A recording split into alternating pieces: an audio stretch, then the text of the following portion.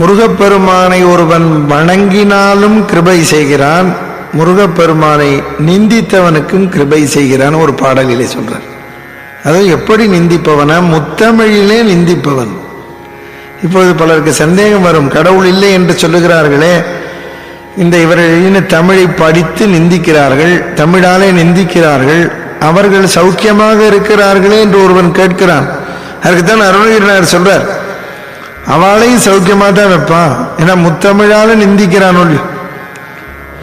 மொய்த்தாரணி குடல் வள்ளியை வேட்டவன் முத்தமிழால் வைதாரையும் அங்கு வாழ வைப்போன்.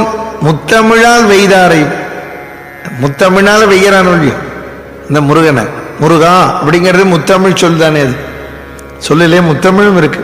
முருகா அப்படிங்களா, முருகா இசை வருது.